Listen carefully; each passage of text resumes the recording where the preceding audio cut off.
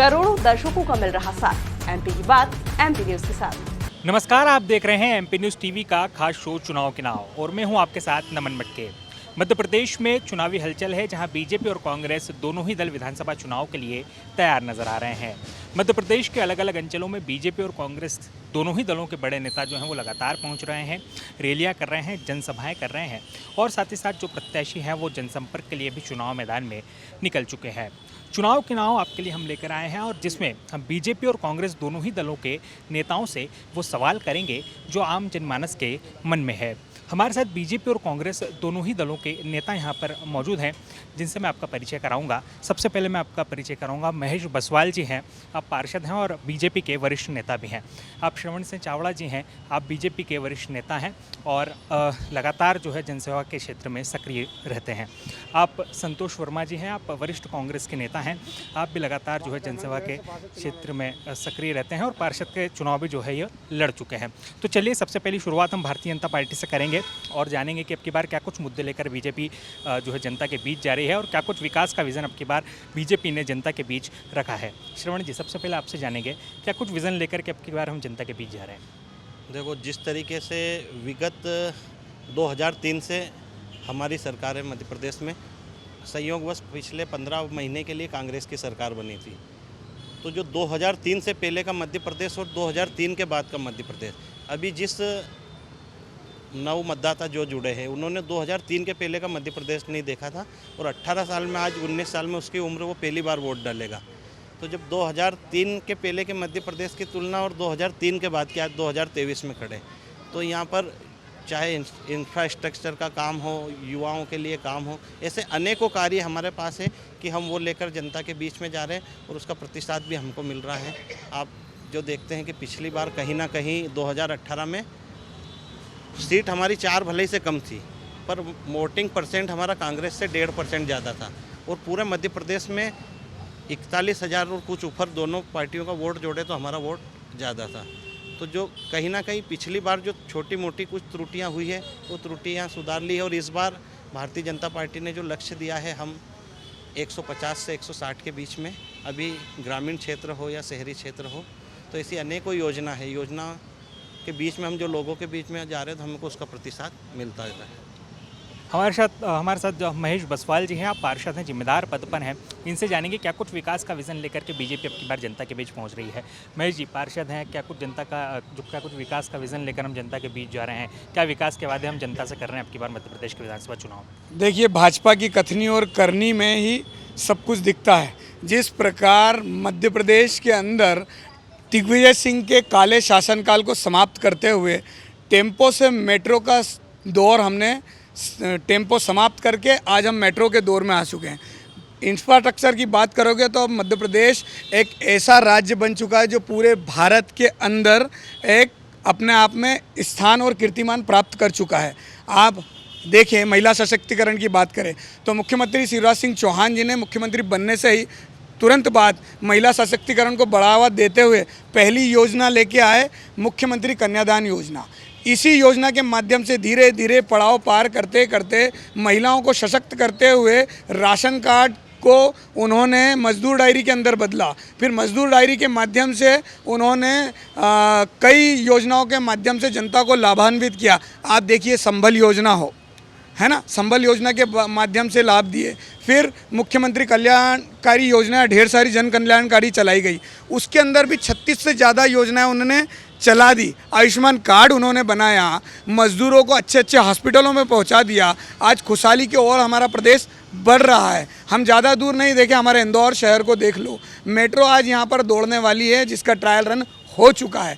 हमारे प्रदेश के अंदर बताने को बहुत कुछ है, परंतु उसके साथ भी हम युवाओं को साथ लेके चल रहे हैं, कामकाजी महिलाओं को अपने साथ लेके चल रहे हैं। सीखो कमाओ योजना, आप देखो इंटरनेट के, आप साइबर पे जाकर सिर्फ शिवराज सिंह चौहान जी का नाम सर्च करें, आपको कई योजनाएं दिखेगी। युवा अगर देखना चाहे तो सीखो कमाओ योजना को एक बटन क्लिक करो, आप वहाँ पर फॉर्मेट आ जाता है, उस फॉर्मेट को आप फिल करें। हमारी सरकार के माध्यम से ही आपको कॉल आएगा, संस्थान बताए जाएंगे, वहाँ पर आपको ट्रेनिंग भी दी जाएगी और 8,000 रुपये प्रतिमाह युवाओं को देने का काम कर रही है हमारी शिवराज सरकार। आप हर क्षेत्र में जाके देख लो, शिवराज जी ने नए नए कीर्तिमान स्थापित किए हैं। अंत में जाते जाते भी चुनाव के पहले आपने देखा होगा उन बहनों को सशक्त किया जो स्वाभिमानी बने, स्वावलंबी बने और प्रदेश के अंदर अपना नाम रोशन करें। 1,000 रुपये की राशि उनके खाते में डाली, वो लगातार बढ़ रही है। अभी आज ही 7 तारीख का दिन है, 1250 रुपये की राशि हमारी बहनाओं के खाते में आई है।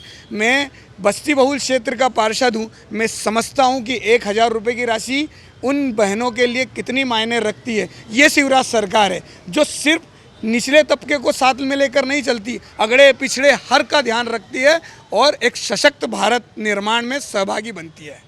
तो ये तो हुई भारतीय जनता पार्टी की बात। अब हम कांग्रेस पार्टी के पास चलेंगे और कांग्रेस से जानेंगे अब की बार क्या कुछ मुद्दे लेकर के कांग्रेस जनता के बीच पहुंच रही है। संतोष वर्मा जी, क्या कुछ मुद्दे लेकर के हम जनता के बीच जा रहे हैं? भारतीय जनता पार्टी ने तो अपने तमाम विकास की बातें कह दी, कांग्रेस पार्टी के पास क्या कुछ है अब की बार जनता की? देखिए, 2018 के चुनाव से लेकर आज तक जो चुनाव हुए हैं अभी तक, वो जो 18 साल बीजेपी शासन को हो गया, भाजपा सरकार को हो गया, इन्होंने जनता के मुद्दे बहुत सारे, सबसे पहला तो मुद्दा बेरोजगारी का मुद्दा है हमारा।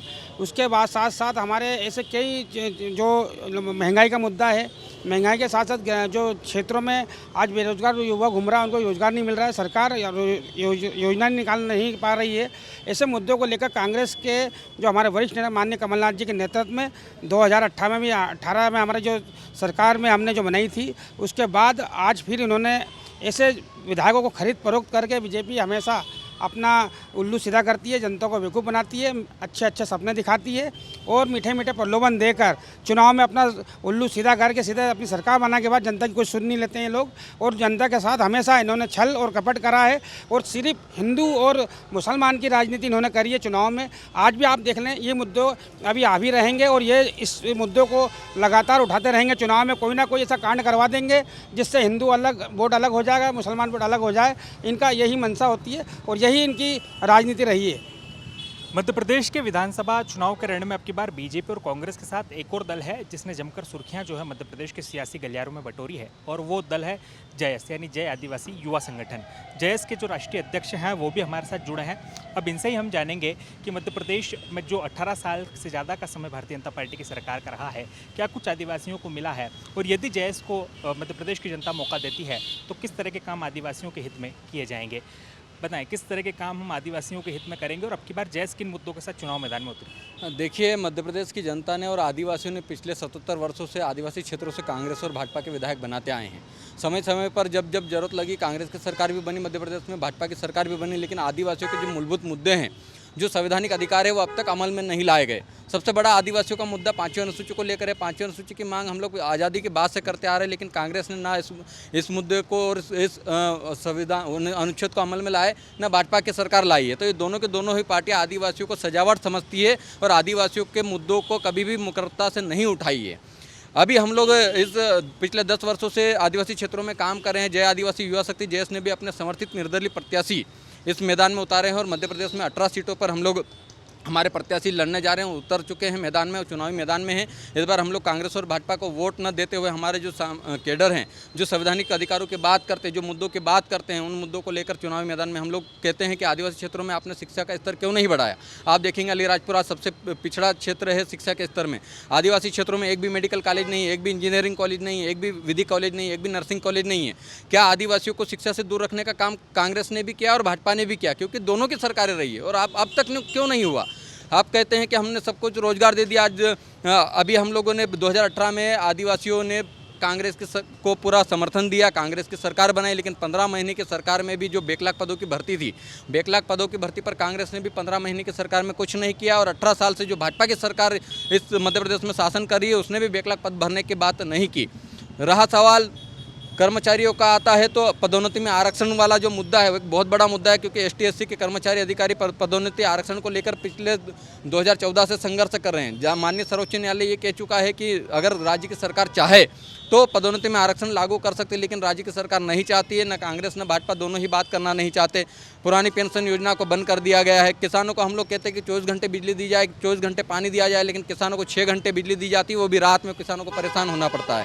तो इन तमाम मुद्दों को लेकर सबसे बड़ा मुद्दा हमारा जल जंगल जमीन का, हमारा मुद्दा 5वीं अनुसूची का है। और दूसरा मुद्दा है कि हमारे आदिवासी जो महापुरुष हैं, महापुरुषों को आप देखेंगे पिछले 10 वर्षों में कोई भी पार्टी तवज्जो नहीं देती थी। आप कांग्रेस और भाजपा के दोनों के बैनर उठा के देख लीजिए पिछले 10 सालों के, वो 10 साल से पहले के बैनर उठा के देख लीजिए, एक भी आदिवासी महापुरुषों की फोटो इनके बैनरों में नहीं रहती थी। लेकिन जब से जयस आया है, जयस ने आदिवासी क्रांतिकारियों के बारे में बताना शुरू किया, तब से कांग्रेस और भाजपा के लोग, इनके नेता, इनके मुख्यमंत्री, इनके प्रधानमंत्री आदिवासी महापुरुषों का नाम लेना शुरू कर दिए हैं।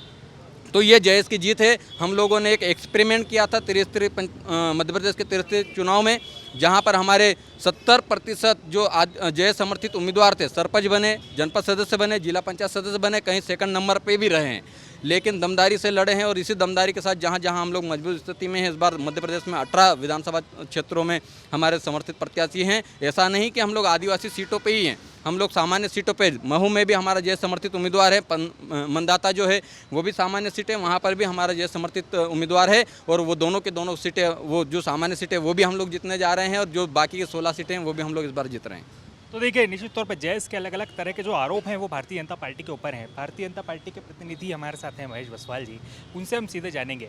अलग अलग तरह के आरोप लगाए गए हैं, कहा कि आदिवासियों के हित में कोई काम नहीं किए गए, किसानों के हित में कोई काम नहीं किए गए।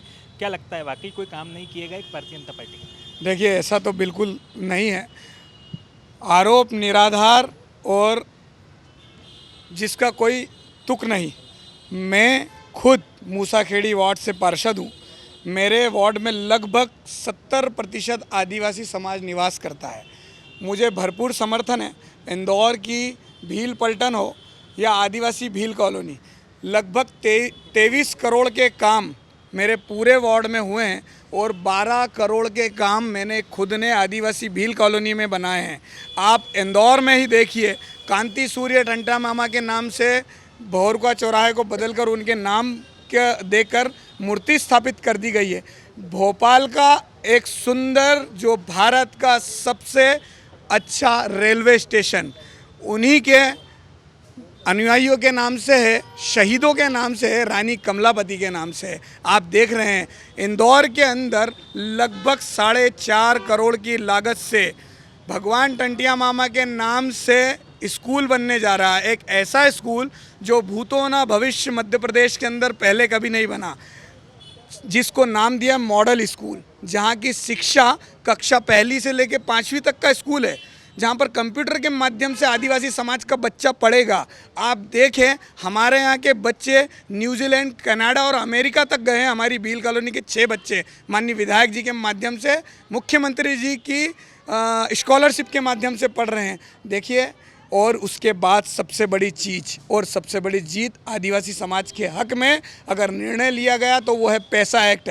आप उसको जानें, उसको पढ़ें, आपको दिखेगा कि भाजपा सरकार आदि अनादि काल से आदिवासियों को, वनवासियों को अपना भाई, अपना सगा मानकर काम कर रही है। पर ये कांग्रेस की तुष्टीकरण है जो वो उनको बहलाती है और भ्रमित करती है और जयस जैसे संगठन का निर्माण करती है। पिछली बार भी जयस लड़ी थी, उनका एक प्रतिनिधि चुनकर आया था, उन्होंने किसका साथ दिया आप देख रहे हैं। हीरालाल अलावा अभी किस संगठन के साथ और किसके साथ खड़े होकर काम कर रहे हैं।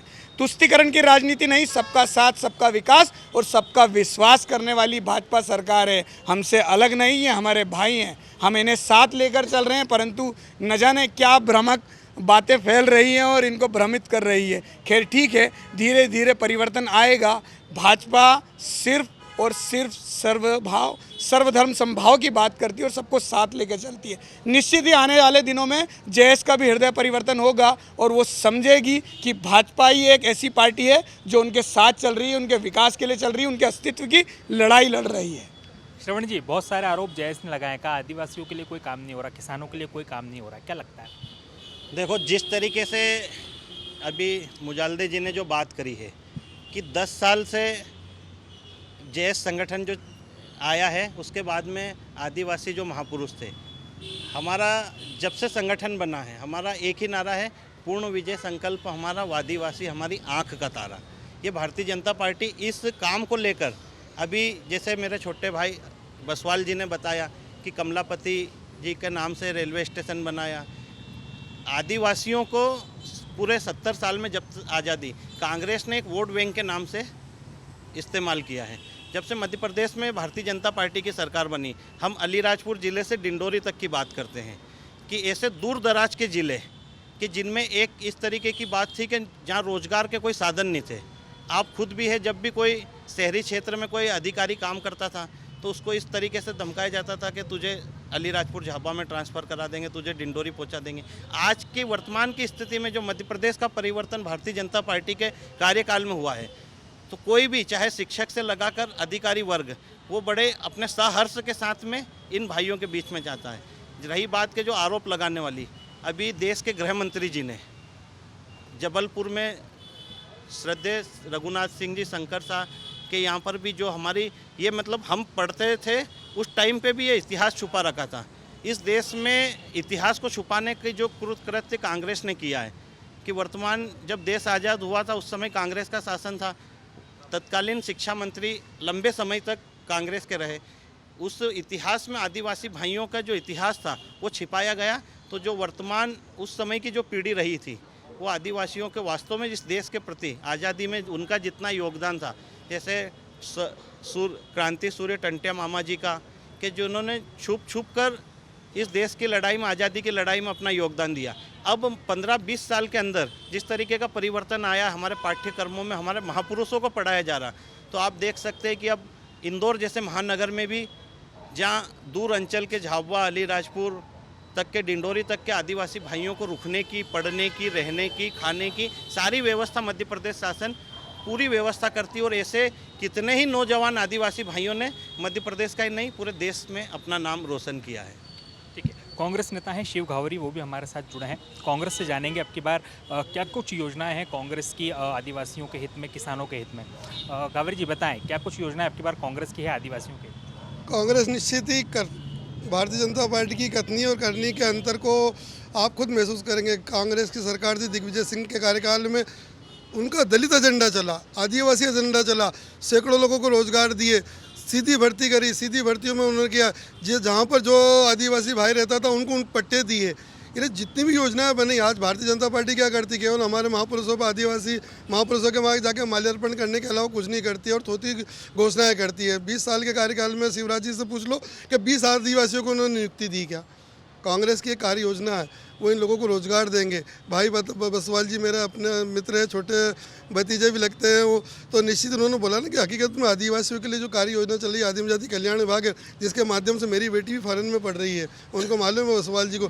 बाकी उनसे ये पूछिए कि आदिवासियों के लिए आज फंड कहाँ है? एक व्यक्ति 20 साल के कार्यकाल में इनके आदिवासियों को नहीं भेजा। आदिम जाति कल्याण विभाग से कांग्रेस की कार्य योजना है, वह उनके लिए एक गुरुकुल बनाएगी। एक आदिवासियों के लिए कमलनाथ जी ने बोला कि 300 करोड़ का एक गुरुकुल बनाएंगे, उनके माध्यम से शिक्षा देंगे, उनको कंप्यूटराइज करेंगे। जितने भी जो आदिवासी जितने भी अपने ये वो है शिक्षण संस्था हैं, उन लोगों को आप देखते हो कि हम छात्रवृत्ति से पीड़ित हैं। भारतीय जनता पार्टी के कार्यकाल में छात्रवृत्ति नहीं मिल रही आदिवासी भाइयों को।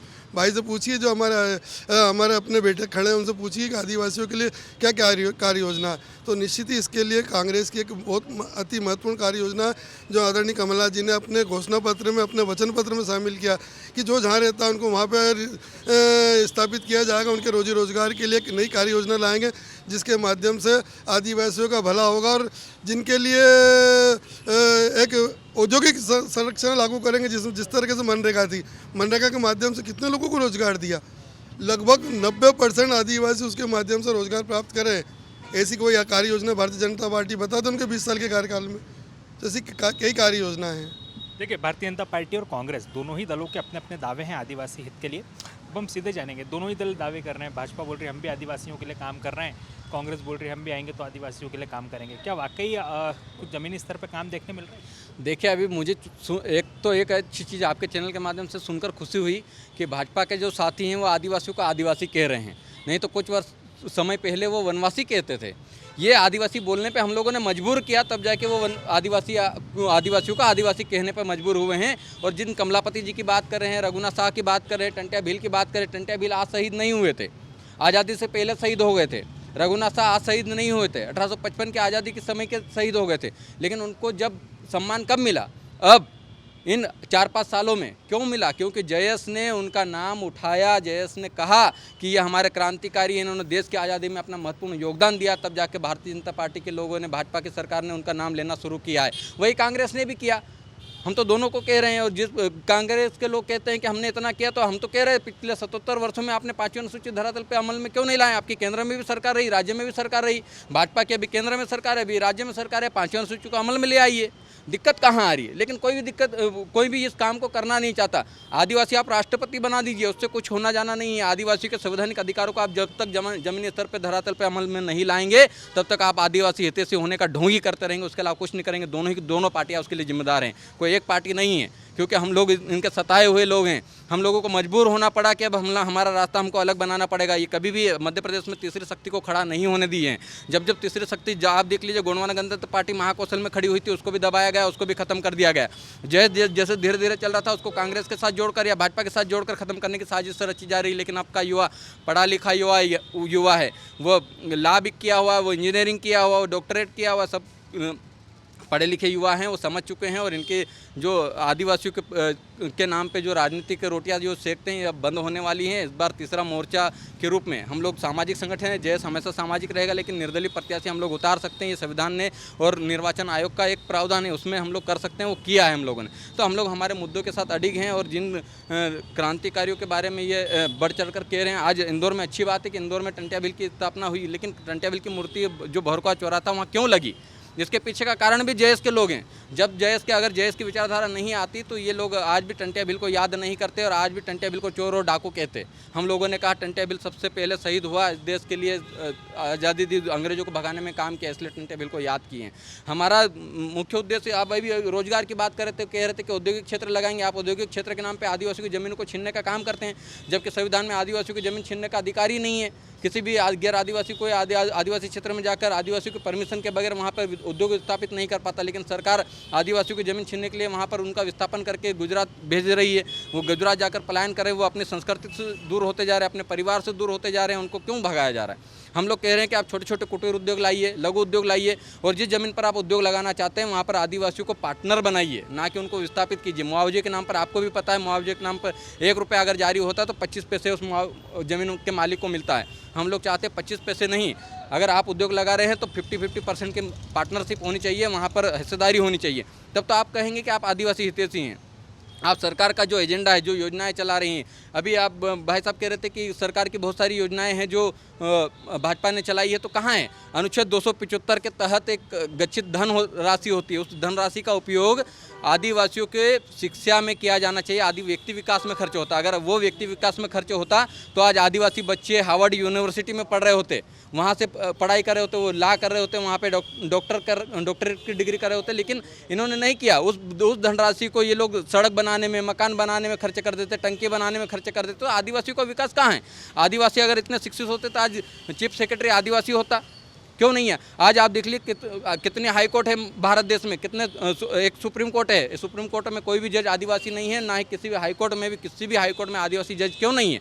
आप बराबरी की बात करते हैं, आप आदिवासियों को बढ़ाने की बात करते हैं। 77 साल में एक ऐसा समाज, आदिवासी समाज, जिसने अंग्रेजों से युद्ध स्तर पर लड़ाई लड़ी और आदिवासी जो हैं सबसे ज़्यादा अंग्रेजों को भगाने में कामयाब रहे, उनका साथ क्यों नहीं देती दोनों पार्टियाँ? हम एक पार्टी से सवाल नहीं करें, हम दोनों पार्टियों को कहते हैं, क्योंकि हमारे दर्द है और यही दर्द अब छलक रहा है और हम लोगों ने तो ठाना है। अभी हमारे जो लोग हैं, हम लोगों ने जो 18 प्रत्याशी उतारे हैं, वो 18 प्रत्याशी जो हैं वो जनता ने चुने, क्योंकि हमने कहा कि वोट हमारा, क्षेत्र हमारा, जनता हमारी, समस्या हमारे, मुद्दे हमारे। तो टिकट दिल्ली और भोपाल से तय नहीं होने चाहिए, वहाँ की जनता तय करनी चाहिए। और जनता ने इस बार जो नाम हम लोगों ने दिए हैं वो वहाँ के क्षेत्र की जनता ने तय किए हैं। वहाँ के 15,000 आदिवासी परिवारों ने तय किया उन नाम को, उस नाम पर सहमति बनी और वही परिवार आज 1 मुट्ठी अनाज दे रहा है, 10 रुपये दे रहा है उस विधायक को जिताने के लिए। लोग पैसे बांट के विधायक बनते हैं, लेकिन जनता पैसे देकर इस बार विधायक बनाने जा रही है और इस मध्य प्रदेश में एक नया इतिहास कायम होने जा रहा है। तो देखिए आदिवासी वर्ग में अच्छा खासा गुस्सा जो है हमें यहाँ पर देखने मिल रहा है। श्रवण जी के पास चलते हैं। श्रवण जी, बहुत सारी योजनाएं हम आदिवासियों के लिए लाए, लगातार हमने आदिवासियों के वादे किए, दावे किए। 18 साल से ज़्यादा हमारी सरकार को हो गए, लेकिन फिर भी यदि हम 2018 के चुनाव परिणाम देखें तो जो निमाड़ अंचल के आदिवासी क्षेत्र हैं वहाँ से कहीं ना कहीं भारतीय जनता पार्टी को एक निराशा हाथ लगी थी। तो लगातार इतनी सारी योजनाएँ चलाने के बाद, इतनी सारी वादे करने के बाद, दावे करने के बाद आखिर आदिवासी भारतीय जनता पार्टी पर विश्वास क्यों नहीं कर पा रहे हैं?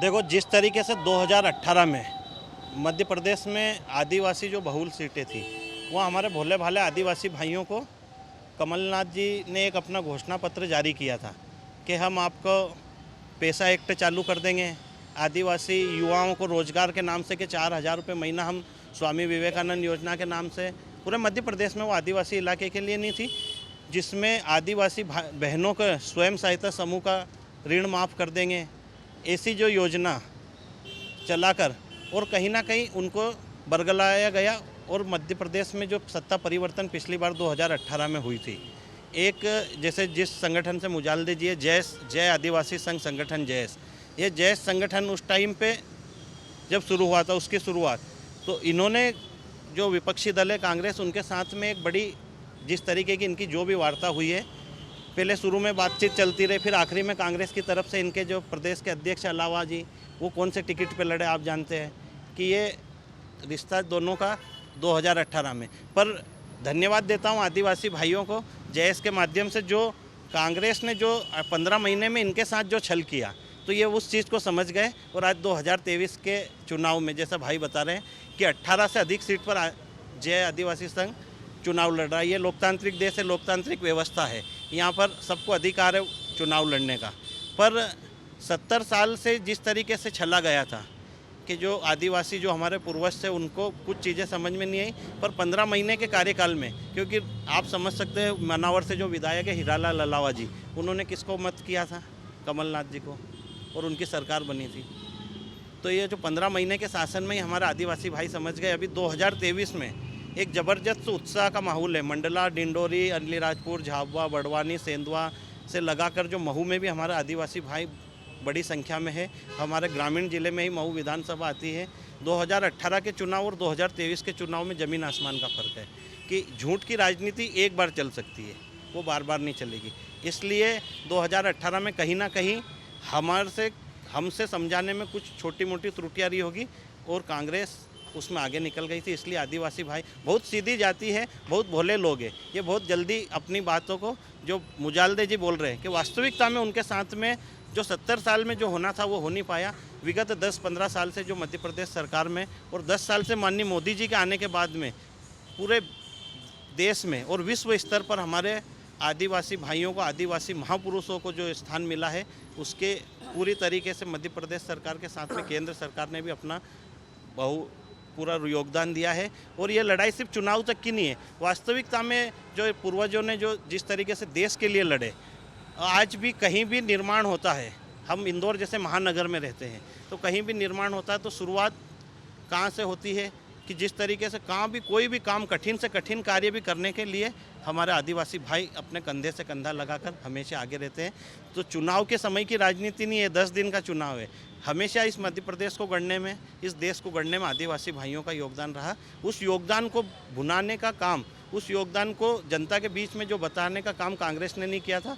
भारतीय जनता पार्टी की सरकार आदिवासी भाइयों के हित के लिए सदैव लड़ती रही है और आगे भी इन बातों को लेकर लड़ेगी। जो कुछ छोटी मोटी जो बातें, जो योजनाएं बाकी है, वो फिर से चालू होगी। मध्य प्रदेश में सरकार बनेगी, केंद्र में हमारी सरकार यही सही।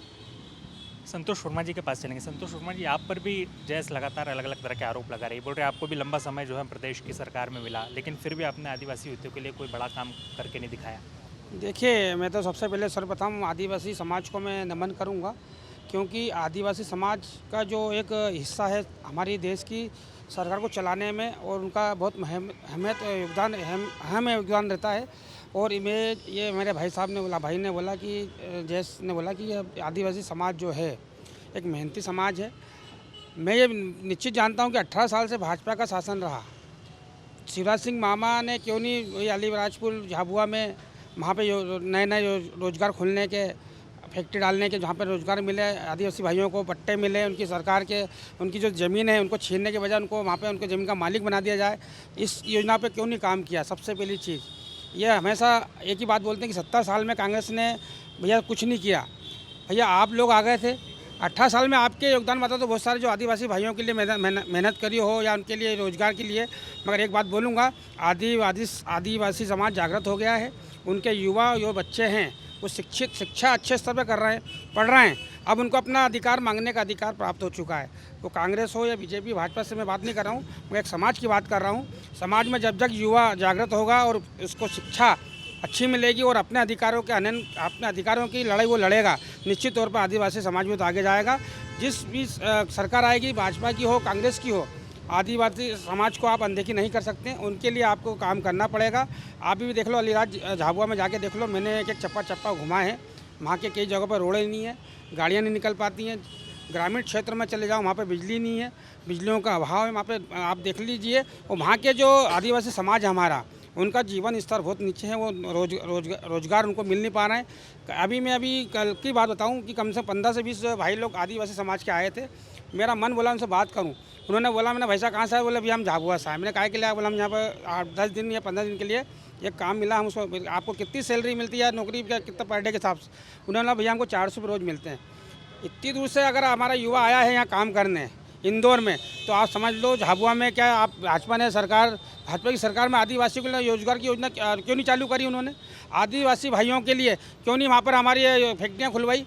भाई जितने भी बड़े बड़े उद्योगपतियों से आप डील करते हो, यहाँ देखा आपने करोड़ों रुपये खर्चा कर देते हैं। भैया एक डील उनके लिए कर लेते आदिवासी भाइयों के लिए। भाई झाबुआ में आप बड़ा प्रोजेक्ट खोल देते, वहाँ से आदिवासी हमारा वहाँ से वहीं फैक्ट्री में काम करता, वहीं अपना रोजगार कमा कर अपने बच्चों को अच्छी शिक्षा देता। क्यों इंदौर आने की ज़रूरत पड़ रही है उन लोगों को? मैं भाजपा के नेताओं से पूछना चाहता हूँ, इनकी कथनी और करनी में अंतर है। ये सिर्फ आदिवासी जो भाई हैं हमारे, उनको वोट बैंक के रूप में इस्तेमाल करते हैं, मगर आदिवासी समाज जग गया है। अब वो इस किसी के कहने में नहीं आएगा।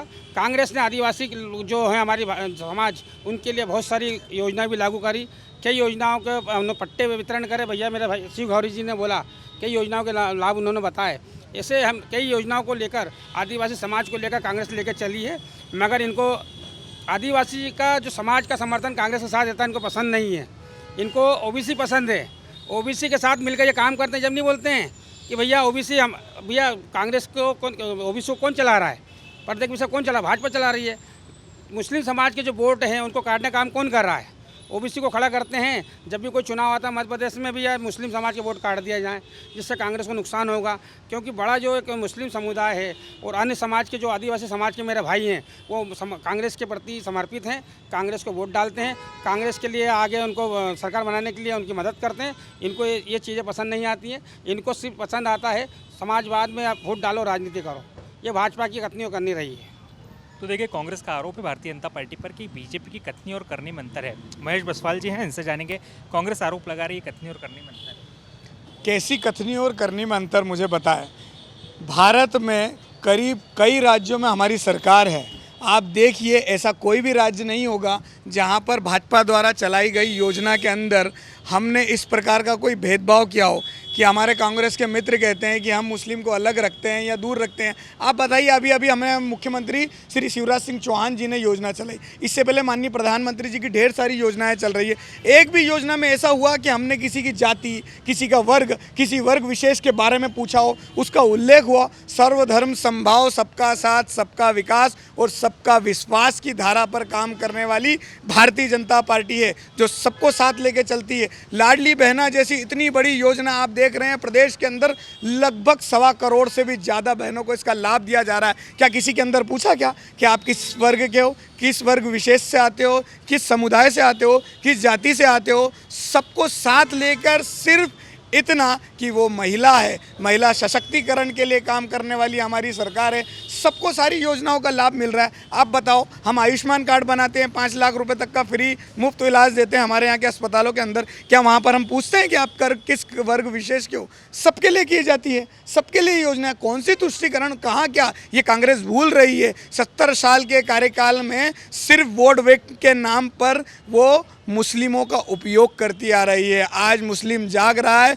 बदल रहा है। कई ऐसे निर्णय उनके हित के अंदर हमारी भाजपा सरकार द्वारा लिए जा रहे हैं। 3 तलाक जैसे बड़े मुद्दे को ख़त्म कर आज भाजपा सरकार ने बता दिया है कि हम किसी भी वर्ग विशेष को हमसे भिन्न नहीं करते। हम सबका साथ और सबका विकास और सबके विश्वास की धारणा पर काम करते हैं।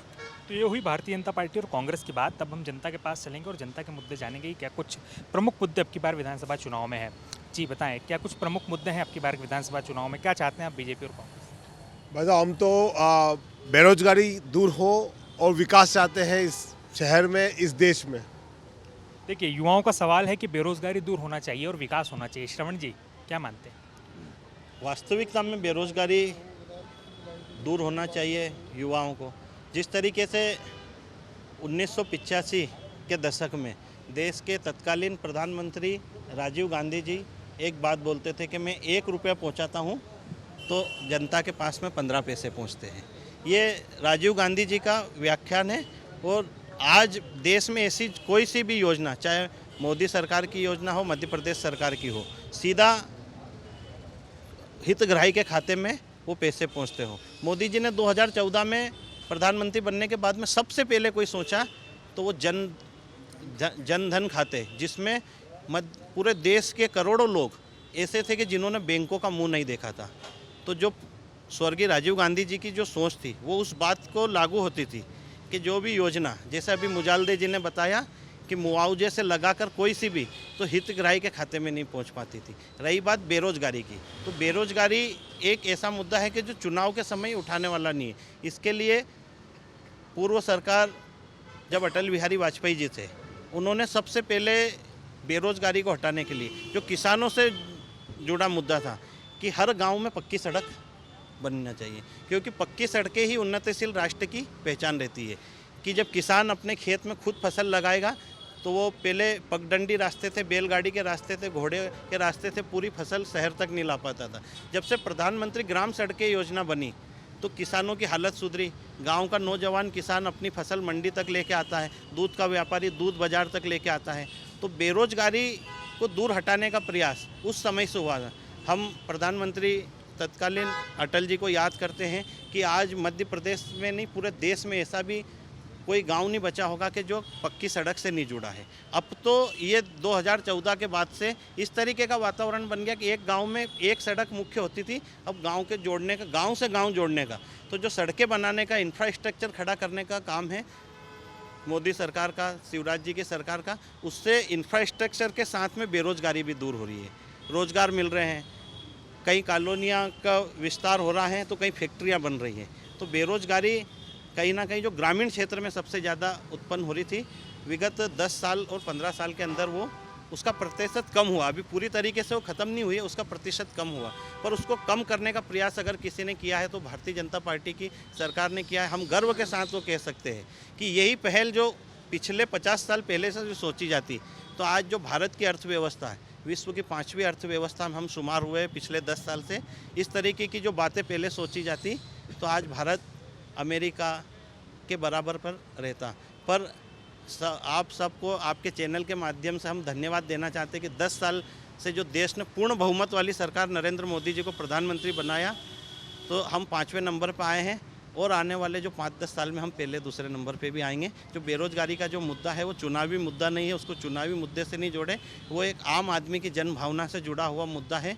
कहीं ना कहीं दिन भर जो काम करता, दिहाड़ी करता है, शाम को जब उसके बीवी बच्चे के पास पहुंचता है और उसके जेब में जब पैसे नहीं रहते हैं, तो एक मानवता के आधार पर, एक इंसानियत के नाते पर उसके दिल पर क्या गुजरती होगी ये आप सब हम समझ सकते हैं।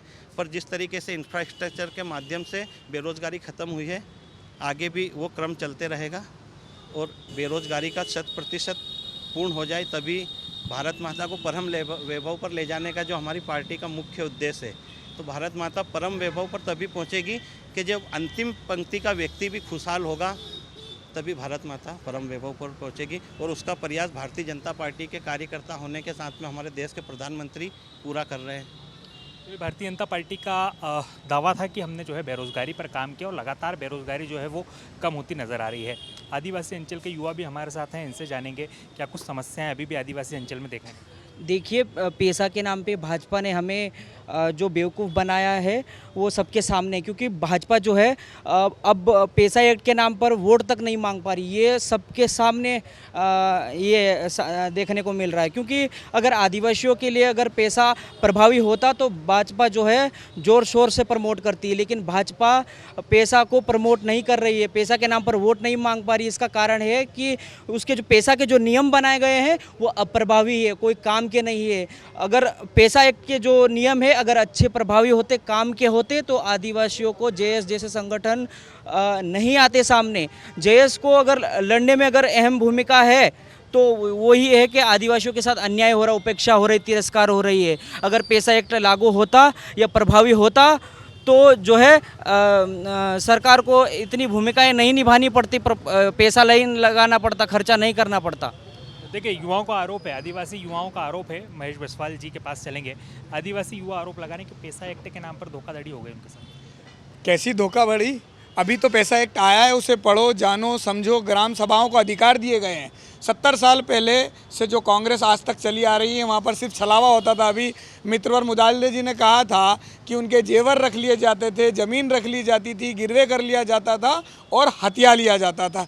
आज पैसा एक्ट के माध्यम से वो ग्राम सभाओं को पूरे अधिकार दिए गए हैं, पुलिस प्रशासन को दूर कर दिया गया है। ग्राम सभा निर्णय लेने वाली है, तेंदुपत्ता की खेती खुद करने वाले हैं, उनके पास हर वो अधिकार है जो स्वयं के रोजगार के माध्यम से स्थापित किए जा सकते हैं और आदिवासी अपनी अस्तित्व की लड़ाई खुद लड़ सकता है। सब कुछ दूर हो गया है। पैसा एक्ट को आप पढ़ें और जानें और समझें। मैं वास्तव में आपको बता रहा हूँ, हर आदिवासी बंधु को उस पैसा एक्ट को पढ़ने की ज़रूरत है, जिसके अंदर उसके अधिकारों के वो दायित्व दिए गए हैं जो आज तक किसी सरकार ने नहीं दिए। सिर्फ भाजपा एक ऐसी सरकार है, शिवराज सरकार एक ऐसी सरकार है जिसने आदिवासी को खुद के अस्तित्व के साथ जीने की इच्छा शक्ति के साथ बढ़ावा दिया है। आप देखते होंगे झाबुआ, अलीराजपुर, आप जाके देखो, लोग जाने में डरते थे, घुसने में डरते थे, आज वहाँ पर विस्थापीकरण हो गया है। आप देखिए वहाँ पर वहाँ का युवा पढ़ रहा है, आगे बढ़ रहा है। इससे पहले भी मैंने बताया था कि हमारे यहाँ के युवा विदेशों में जाके पढ़ रहे हैं,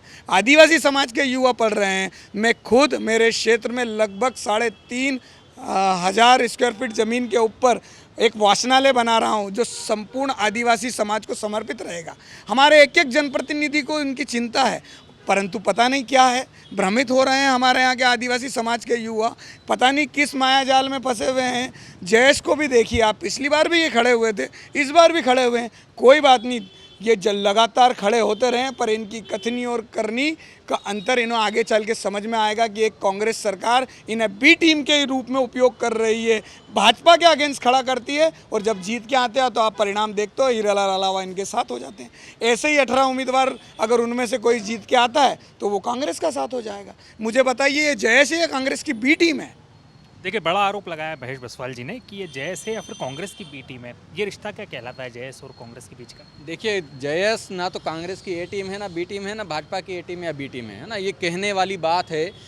कोई व्यक्ति अगर अपने स्वार्थ के लिए कांग्रेस की गोदी में चले गया, कांग्रेस से विधायक बन गया तो कांग्रेस का विधायक है, हम लोग ये कहते हैं। अगर कोई भाजपा से जाता है तो भाजपा का विधायक कहलाएगा, भाजपा के साथ है।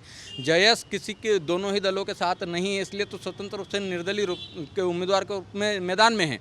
आप कह रहे हैं पैसा एक्ट कब लागू हुआ? आपको तारीख याद नहीं होगी, मैं बता देता हूँ। 15 नवंबर को पिछले साल, अभी 15 नवंबर आने वाला है, 1 साल होने को है। 15 नवंबर को जिस दिन पैसा एक्ट लागू किया गया था, उसी दिन पैसा एक्ट का उल्लंघन भी भाजपा की सरकार ने कर दिया था। क्योंकि जिस दिन लागू किया उसी दिन रतलाम में जब हमारे साथी जमीन की लड़ाई लड़ रहे थे, वहाँ कह रहे थे कि हमको यहाँ उद्योग क्षेत्र नहीं चाहिए, क्योंकि वहाँ के 32 गाँव की ज़मीन जाने वाली थी निवेश क्षेत्र में, उसकी लड़ाई लड़ रहे थे। तो भाजपा शासन ने वहाँ पर हमारे 150 लोगों को पे गिरफ्तारी वारंट इशू कर दिया और वहाँ पर 28 लोगों को गिरफ्तार करके 7 महीने तक जेल में रखा।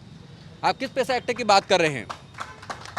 और मैं कह रहा हूँ, पैसा एक्ट आप कहते हैं, हमारे तो संविधान के अनुच्छेद में लिखा हुआ, अनुच्छेद 13(3) का ये कहता है कि आदिवासी क्षेत्र जहाँ पर होगा वहाँ पर आदिवासियों का पूर्ण रूप से स्वशासन होगा। वहाँ की जमीन, वहाँ का तेंदुपत्ता हो, वहाँ का खनिज हो, वहाँ का जल हो, वहाँ पे अगर हीरे निकल रहे हो, वहाँ चांदी निकल रहे, सोना निकल रहा हो, उस पर अधिकार आदिवासियों का होगा। यह संविधान का अनुच्छेद 13(3) का कहता है। पैसा एक्ट तो 1996 में बना, और जो पैसा एक्ट लागू करना चाहिए था, पैसा एक्ट का जनक कौन है? स्वर्गीय दिलीप सिंह भुरिया जी। वो जो उन्होंने जो पैसा एक्ट बनाया था, भाजपा की सरकार ने उसको तोड़ तोड़ मरोड़ कर लागू किया है। वो पैसा एक्ट जो रियल पैसा एक्ट था, जो सही पैसा एक्ट था, वो लागू नहीं किया है।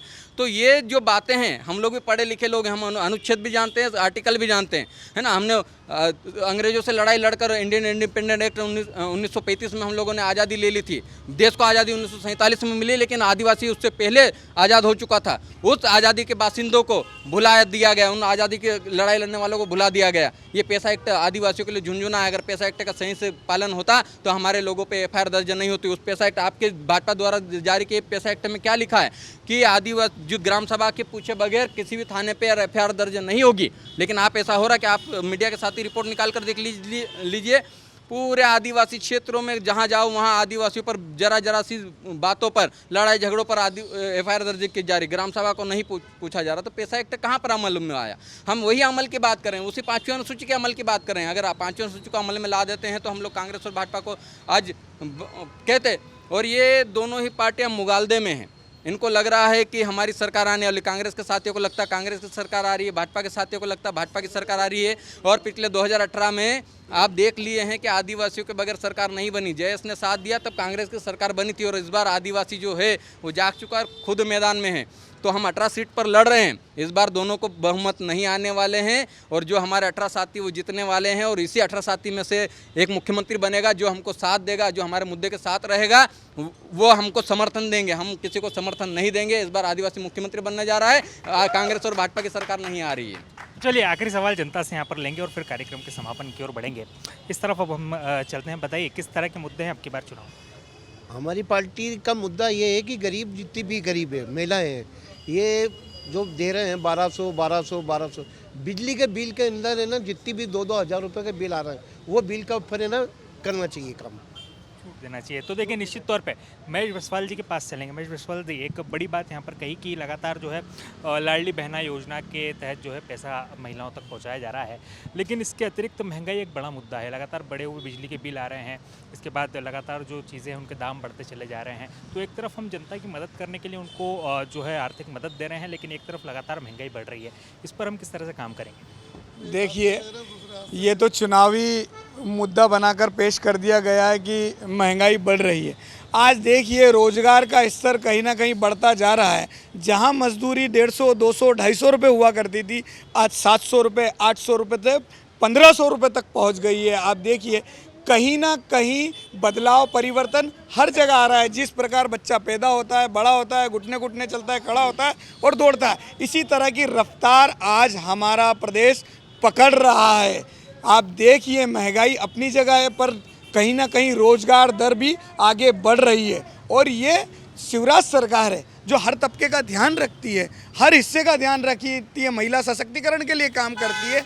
अगर हम महिलाओं को ये योजनाओं के माध्यम से सहायता कर रहे हैं तो इसमें कांग्रेस को कहाँ दुखता है, कहाँ तकलीफ होती है? अगर हम जनता के लिए कुछ करते हैं तो कांग्रेस पोपोगंडा खड़ा कर देती है। हम अगर 450 रुपये में सिलेंडर देते हैं तो क्या गलत करते हैं? अगर हम हमारी बहनों को 1000 रुपये की राशि सशक्त बनाने के लिए देते हैं तो क्या गलत करते हैं? आप देखिए, दिग्विजय सिंह के शासनकाल के अंदर पूरा प्रदेश कंकाल की तरह जी रहा था, बदहाल की तरह जी रहा था। आज एकमात्र ऐसी सरकार है जो आगे बढ़ा रही है और प्रदेश सशक्त हो रहा है, कहीं ना कहीं उन्नति कर रहा है। तो कांग्रेस डर रही है, भयभीत है। निश्चिंत ही भाजपा की सरकार पूर्ण बहुमत के साथ हमारे इस प्रदेश में आ रही है। तो देखा आपने, निश्चित तौर पर बीजेपी और कांग्रेस दोनों ही दल लगातार एक दूसरे पर आरोप प्रत्यारोप लगाते यहाँ पर नजर आ रहे हैं।